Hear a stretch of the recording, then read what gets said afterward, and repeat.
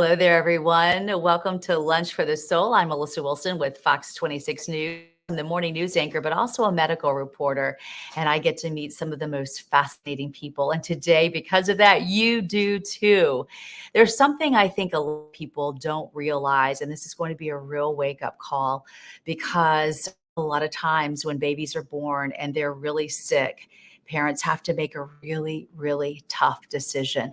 Do they want to do everything and medical power in order to try to extend that life? Or do they want to let their child go naturally and not have to go through all that? It's a huge decision where doctors work with families, giving them every ounce of information they can to make that decision. Our guest today had to make that very decision, and she is so thankful and so proud that she got signs along the way to tell her what to do, and she thinks they were signs from God. She's going to join us right now to tell us all about it. Falyn Chapman joining us right now for Lunch for the Soul. Welcome, Falyn. I'm so happy you're here with us. You have a remarkable story to share. Thanks for having me. Well, it was an honor for me to meet Precious Tucker, so I'm giving a little bit away of where we're leading. But this involves your precious little boy, Tucker. Let's go back to beginning of time. You're pregnant. Everything goes great. He's born and he's perfect. At what point did things start going wrong for him? So when he was 2 months old, when I was pregnant, everything was great. We were expecting everything to be normal and great. Well, at 2 months old, that's when things went down. So he started throwing up so bad, and he was lethargic and he just lifeless. He just got to where he was lifeless, and we just knew that something was wrong. You took him to get help over and over again to emergency rooms, to your doctor, and you were given the wrong diagnosis, as wrong as wrong could be, right? Yes. So we took him 3 different times to 2 different places, and they ruled it down to acid reflux because they said that heart failure can mimic acid reflux, which is kind of scary because think of how many babies get diagnosed with acid reflux, and but yeah, we got misdiagnosed 3 times before finally. I was just going to say, you shared some video with me that as a mom it just touched my heart so much, and I couldn't believe it. And it's where his breath is retracting and he's really struggling. Was that what made you feel like this was so above and beyond reflux? Yes. So the date that video was taken was the day that we got diagnosed with heart failure.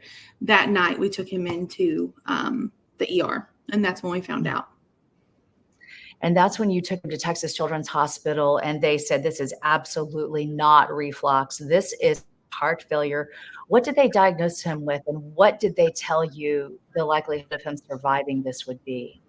So when we got there, the front desk said, "Is he always this pale?" And I was like, "Well, yeah, he's been like this, And they took us straight back, which is crazy for an ER because normally you pack snacks and you're ready to be there for a minute, They took us straight back, and as we're walking back to the room, they're taking his oxygen, and they said his oxygen's at 81, and that's when we knew. But honestly, even then, I thought it was RSV or something. Nobody ever thinks that it's heart failure.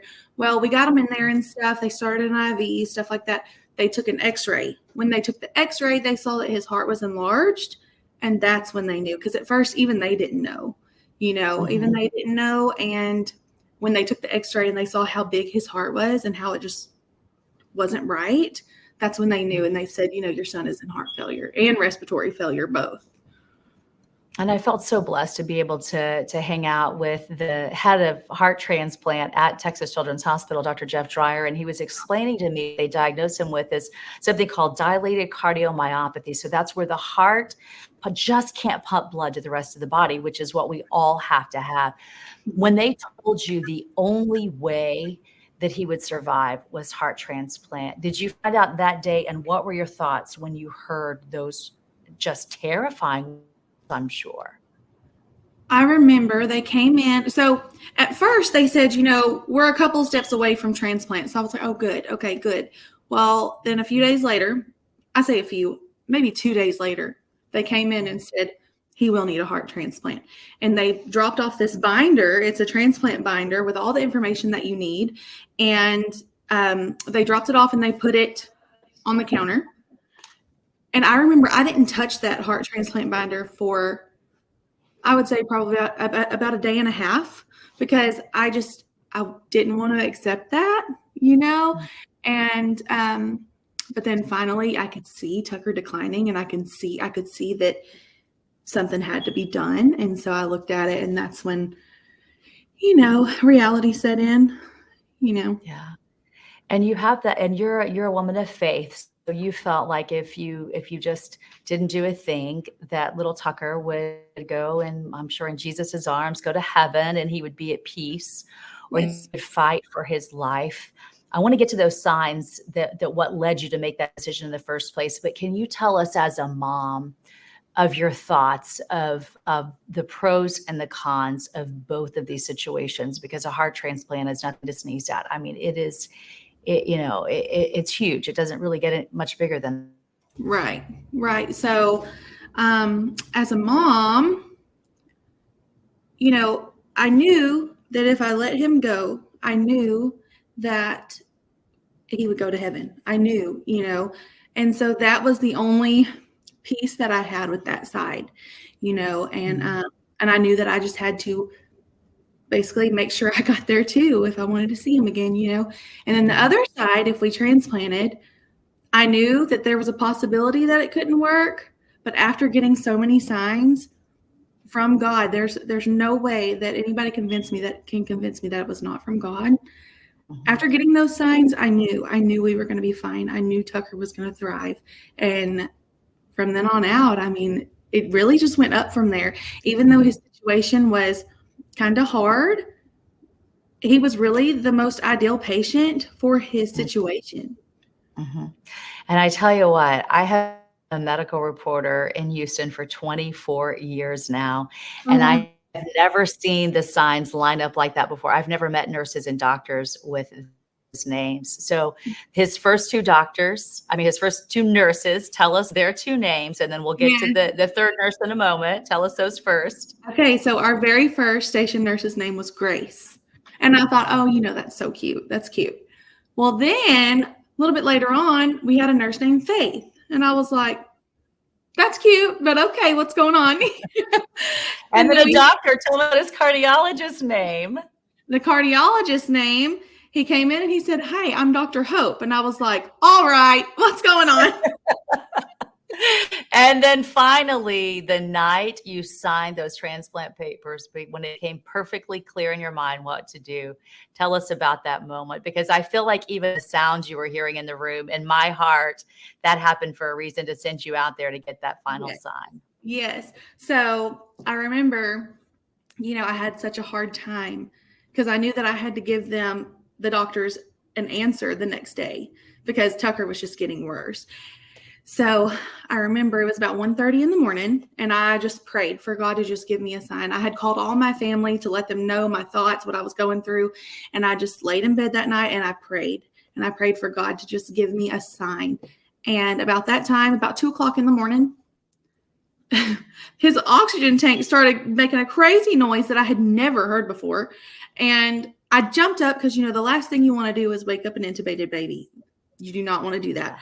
And so, and I remember jumping up and just running down the hallway trying to find somebody to silence it. And I ran into this lady because, at 2:00 in the morning, the hallways are kind of quiet, So at 2:00 in the morning, I ran down the hallway and I found this lady and I said, "Hey, his oxygen tank is making this crazy noise. Will you please come make it stop?" And she said, "Oh, Miracle is supposed to be watching you." And I said, "I'm sorry, what did you say?" And she said, "Miracle, your nurse's name is Miracle." And that was the last sign I needed because, it just lined up so crazy like that. And God's probably thinking, hello, I've been telling you. Grace, faith, hope, and now miracle. And now you have your miracle in the form of the most lively, adorable, almost 2-year-old. He turns 2 next month, right? Yes. Yeah. And he's doing so well. Okay. So let's go back to you say yes. And it doesn't happen overnight. So they used what's called, your doctor or his doctor described to me, it's called the Berlin heart pump. Mhm. They were able to hook that up, and that's its own process where he had to live at the hospital for well over half a year, right? What was it like splitting that time with your mom? I loved meeting your mom. She's so precious and so loving and the best grandma to Tucker ever. But what was Yes. that time like of splitting it up? It's hard to live in a hospital, especially for more than half a year. It's hard to live in a hospital because you get tired. I mean, you get tired, and you get tired of doing the same thing day in and day out, and also trying to keep Tucker safe from pulling, he's a baby. He pulls out lines, he pulls out anything, he'll pull it out, And so, my mom, she really was my saving grace during that time. I mean, yes, other friends and family, yes, but my mom, she's the kind of mama that will do anything for her babies. And me, my sister, all of us, the grandkids, she'll do anything for any of us. And I also have an older son. His name is Waylon. And it's been me and him forever. And so this was a rude awakening for him, not having his mama for that long. So my mom took him in and was like, he can live with me until y'all get done, And even like once it got extended through Christmas and Thanksgiving, and we realized, oh, this is not going to be a quick thing, she offered to come up to the hospital to stay with Tucker while I came home for the holidays. So that way Waylon didn't, he could have some sort of normalcy again, So she stayed for 48 days straight with Tucker in the hospital. And, because there was this day I remember, and my mom remembers it so vividly. Mom would bring bring Waylon up to the hospital to visit me often. And every time it was time to go back home, for him to go back home, he would cry. So Waylon, he was 6 at the time. Every time it was time to go back home, he would cry. And he finally, this one day, he was sitting in the back of my mom's truck and he said, "Mom, you're never coming home, are you?" And I told him, I said, "Do not say that." I said, "Do not say that." And that's when I gave him the lesson of, the power of the tongue is crazy. I said, you cannot say negative things like that, and that was a rough thing to hear. Yeah, and I think that's something so important that you brought up is so many times, no matter what the illness is, it's so hard on the sibling because you have to make sure they don't feel left out and that they're feeling loved and that they don't left behind. And that's its own struggle right there.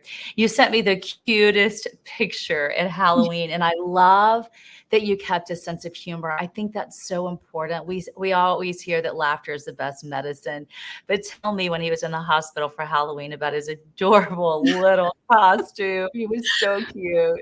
So I just had an idea. I don't know where I got it. All the nurses were like, "How did you think of that?" I'm like, everybody knows the Tin Man needs a heart. What do you mean? And so I called my aunt because she's really crafty. She's really good at all the, crafty things, artsy things. So I called her and I was like, "Hey, could you if I buy a onesie, could you put if I only had a heart on it?" And of course she was like, "Oh my gosh, yes, that's perfect."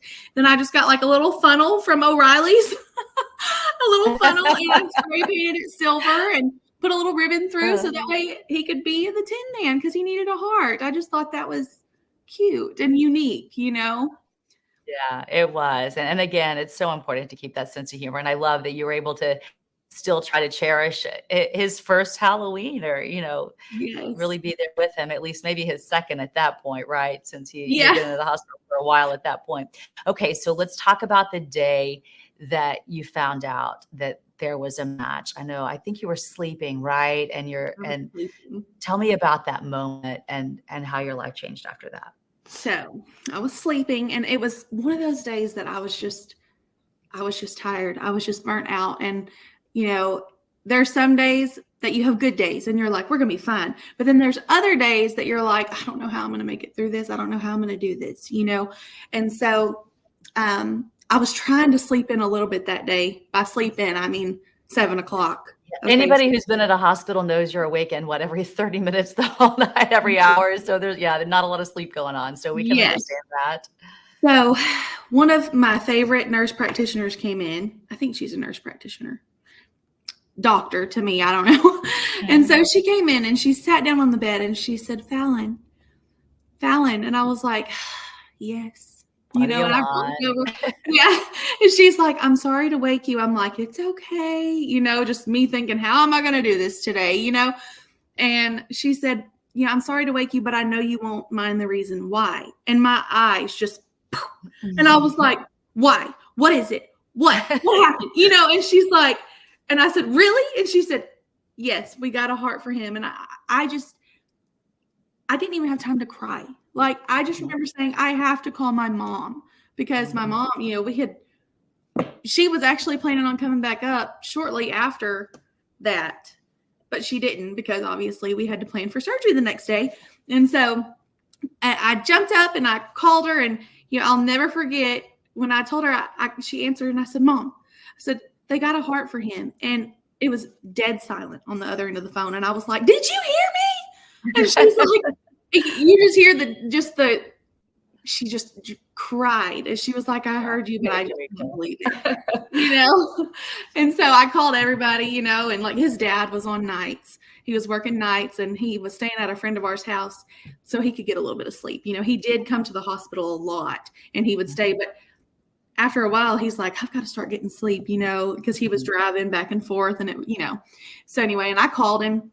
He had just gotten in from work like an hour before that. And I was like, hey, I need you to get up here because surgery is tomorrow. And he said, what did you just say to me? I was like, get up here.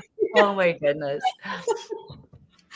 Yeah. And then while there is elation and those first moments are in shock and awe that your baby's finally getting the chance to heal, to get out of the hospital, another chance to just be a kid. When we first talked, you told me how you had to stop and pause and think about the loss that some other family was going through at that time, but yet they're giving you this gift. There are a lot of emotions that go into that. And I think it's really important for people to think about that right now. It's Donate Life Month in Yeah. April. What a gift. What a gift to you and your family. Yes, yes. So I'll never forget just telling Waylon, you know, when my mom brought Waylon up to the hospital after we found out that he was going to have surgery the next day. Waylon was so excited when I told him. I actually made a video about it. I should have sent it to you, but I didn't think about it. I told him, and he said, oh, you know, he was so excited. And then it set in, and he said, but Mama, where did they get the heart? And I was like, oh, and I told him, I said, you know, another baby had to pass. And, you know, you could just see the look on his face, just, you know, and I was like, but it's okay because that baby is going to live through Tucky and we're going to take care of his heart. You know, that was the only way I knew how to really explain it to him. Because how do you explain something like that, you know?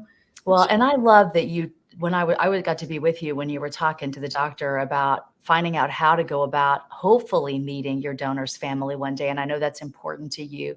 Can you even fathom being able to hug their neck? And I hope they say yes. A lot of times they will. How meaningful will that day be for you if you get that moment to say thank you in person? Oh my, it's going to be an emotional day.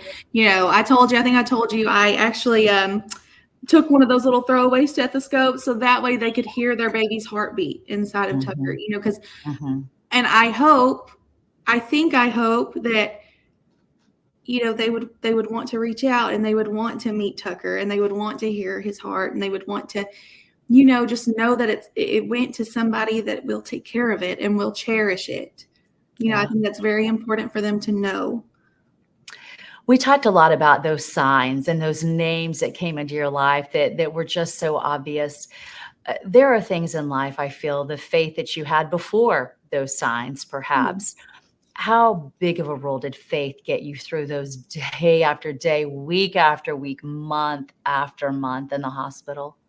Okay, so I'll be honest. Before this whole thing with Tucker, you know, God has a crazy way of getting your attention, you know, and before the whole thing with Tucker, I believed in God and, you know, all that, but I never really had a relationship with God. I never really, sometimes you feel forgotten about sometimes, you know, that was me. And I was just like, you know, maybe God just thumped me out there and was just like, you'll be fine, you know, but, you know, once I saw the signs, there was no denying. I mean, I remember even going up to my friends that had a hard time believing, and after they see Tucker now, and I'll never forget going up to one of my friends and I said, do you believe now? And she said, yes, there's no way I cannot believe, and I was just, it sends chills down me. I mean, because I'm just knowing that my baby helped her in that situation. It made me feel so good, What a testimony you have, and he will have, your whole family will have now. Well, he's a little go-getter. I had so much fun playing trucks with him on the hospital floor, and you can't catch up with him. I mean, he is on the run. How amazing is it for you today to see him running around like a typical toddler? There's some days when I'm like, Tucker, I need you to just chill out. I need you to just sit down, and then I have to, or there's Oh my toys goodness. all over my floor, and I'm just, so sometimes I have to remind myself those toys almost are not here, like he almost, so now I tell myself, I would take him being this way over being lethargic, again, like I sometimes I really have to stop and think it almost wasn't like this, and that kind of gets me through the hard days.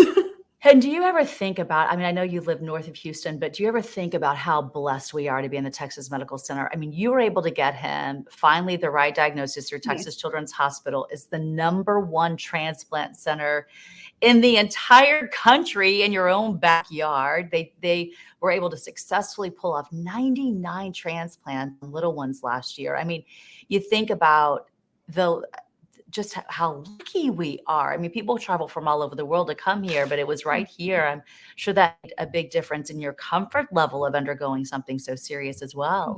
Yes. And just my family being able to come up and visit me just to have coffee with me, or there was a Mod Pizza down the road that we went to all the time, being able to have that support, friends just saying, hey, I'm in Houston, I'm going to drop by and just, buy you a coffee, or, I'm going to drop by. Is there anything you want for lunch? Or, that helped. That helped a lot because, there was this little boy that was in there when we were in there, and he came all the way from Japan, Wow. like, and I'm just like, wow, like that shows you how good Texas Children's is, coming all the way from another country. That's crazy.